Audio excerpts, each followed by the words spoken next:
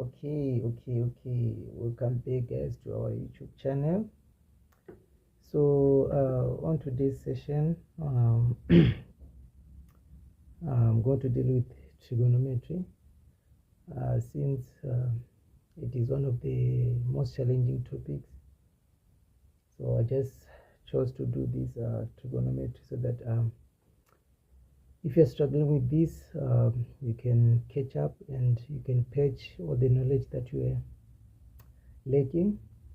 And if you were a step ahead, then you can perfect what you already know and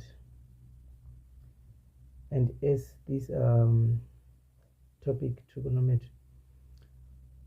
So the way I deal with this trigonometry, I divide it into three parts.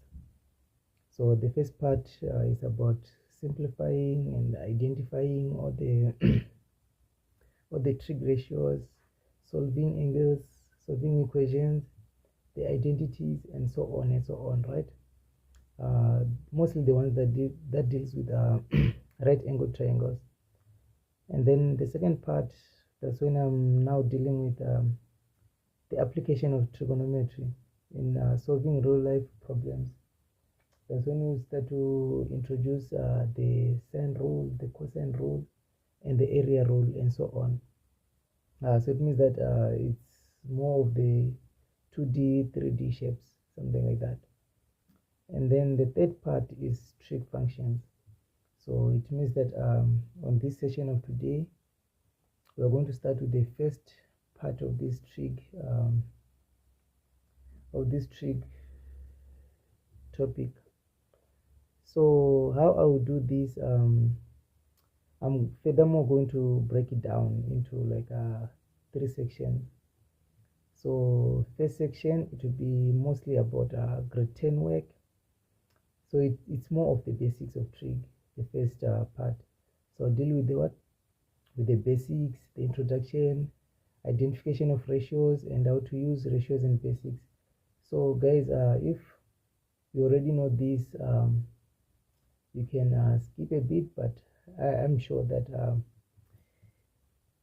for you to be able to master the whole of trig, you need the basics. So if possible, you can come back to the basics and watch the basics.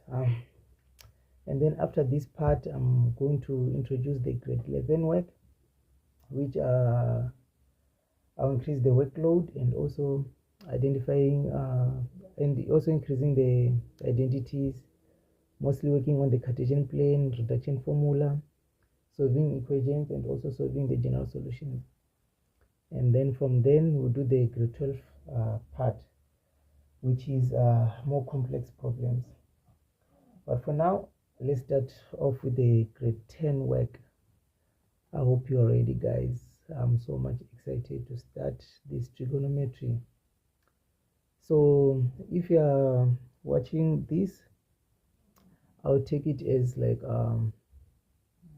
I'll take it from the start of this. I'll take it from the scratch, so you can forget everything that you know, so that we can start afresh. And anyway that you want to understand, you can always rewind, guys, and listen to what I'm about to explain. So trigonometry is a branch in mathematics that deals with relationships between angles and the length of sides of triangles, right? So as I said, this part we are going to focus more on the right angle triangle. So yes, that's what we are going to do at this section. We're going to deal with right angled triangles for now. So yes, let's dive right into it. So yes, let me take you through this journey. So as I said, if you're here, it means that I'll start from scratch. No matter what you know, just forget what you know for now, and let's deal with this. So firstly, I'll talk about the right angle triangle itself. So what is a right angle triangle, or what is a triangle? So a triangle is a shape with 3 sides, right? But now the right angle triangle is now more of a triangle that is having a right angle like this, right? So this is our right angle. For example, if we're having a triangle A BC like that, right? So it means that this is our right angle. So this is our right angled triangle. So what do you need to know about the right angled triangle? So what you need to know is that one angle is 90 degrees, and we all know that all triangles have 180 degrees. So it means that if this is 90, and if we can say this is our theta, then it will mean that 90 plus theta plus this angle A, they must give us 180, right? So before I can go there, so what is theta actually? Theta is a variable, right? So it is a variable. So it is a variable. So it represents any angle. It represents any angle. It doesn't actually have an actual value. It's just more like x or y when we're dealing with algebra, right? So this is a variable. It is also the same as when you're using beta or when you're using alpha. So it means that this is a what? This is a variable. You don't have to crack your head saying, okay, the value of this is this. No, it's just a variable, right? So going back to where we were, I said if this is our theta and this is our 90 degrees, so it will mean that this angle, it will be 90 minus theta, right? Following that, all angles in a triangle, they give us 180 degrees. So if all angles give us 180, it means that this plus this, they should be 180. So how did you find this 90 minus theta? So we said theta plus 90 plus A, they should give us 180 degrees, right? But we can take 90 that side and theta also that side. So it means that our angle A, or by the way, this is how we represent an angle. We just write the letter and place that on top. So this will be 180 minus 90 minus theta. Where else 180 minus 90, it is 90. So our angle A becomes 90 minus theta, right? As simple as that. It means that it is 90 minus theta. Okay, so that's all about the right angle triangle for now, and then let's move on.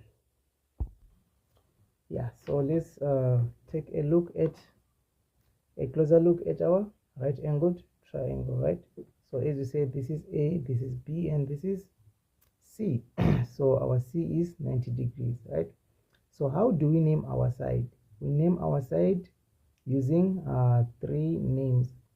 So as you can see, this is theta. So any side that is opposite to theta, as you can see, this is theta. So this side opposite to theta, we call it the opposite side. So this is the opposite side, right? So AC is our opposite side. So AC is our opposite side. And any side that is opposite to the right angle, this side that is opposite to the right angle, we call it the hypotenuse, right? So this is the side that is opposite to the right angled triangle. We call it the hypotenuse, and then we have this side, so it means that our AB is the hypotenuse there, and then this side that is just close by to theta but not the hypotenuse, we call it the adjacent side. So this is the adjacent side. It is adjacent to what? To our theta there. So it means that now if our triangle was like this, if our triangle was like this, don't mind my drawing, guys, I'm better drawing. So if this was our 90 degrees and if this was our theta, it was gonna mean that theta is opposite to this side. So this side was gonna be the opposite side, and this 90 degrees is opposite to this side. So it means that this was going to be our hypotenuse side, and the third side was gonna be my adjacent. So you don't have to worry much about this. As long as you can identify which one is your hypotenuse, then and also be able to recognize which one is your opposite side. So we get opposite side from finding where is theta, and the side that is opposite is going to be our what? Our opposite side, right? But the hypotenuse is always opposite to the 90 degrees, and as you can see, our hypotenuse is always the longest side. So the hypotenuse is always the longest side, no matter the situation, right? Yes, guys. So before we go on, I want to explain something that you always find in mathematics. So in mathematics, especially when we're dealing with the paper 2, we always deal with something that is called a theorem, right? So what is a theorem? A theorem is actually a proved statement. So this is a proved statement that was proved using facts or knowledge that has been proven before. So it is a proven statement, and it was proved using facts or knowledge of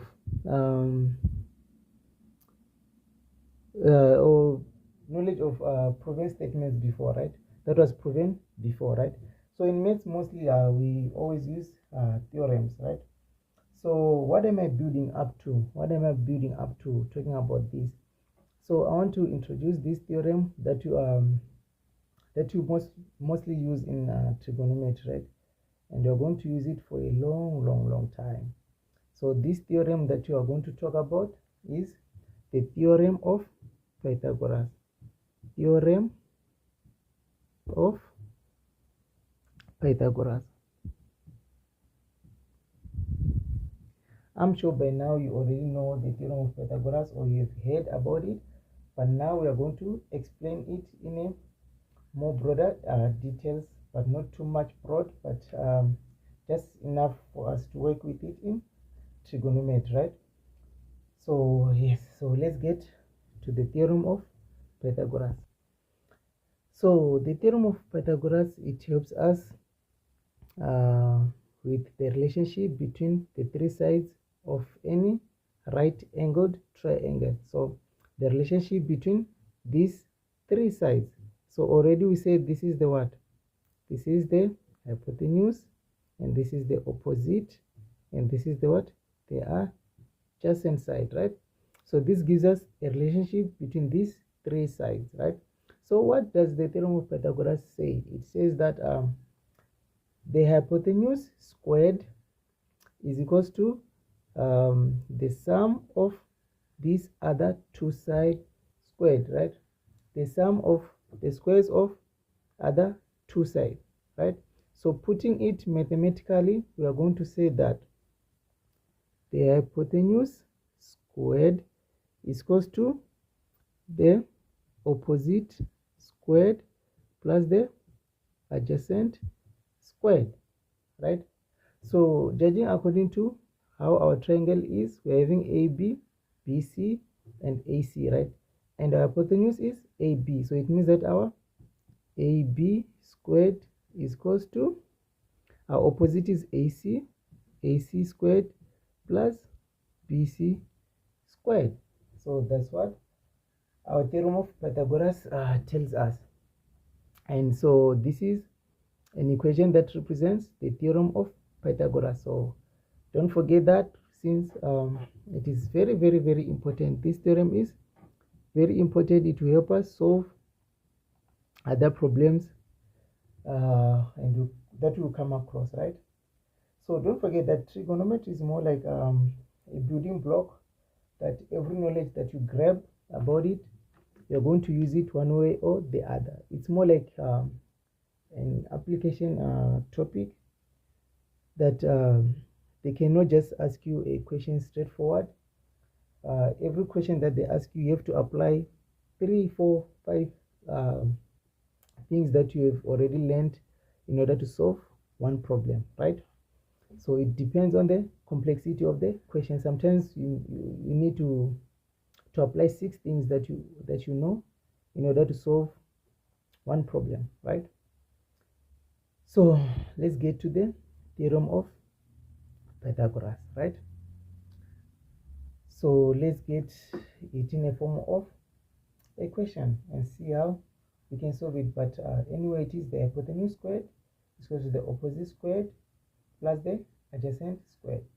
And again, don't forget that this is an equation. You can use it to find anything, is either on the left hand side or on the right hand side. As long as you are keeping this true, then you are going to find the answer, right? So let's get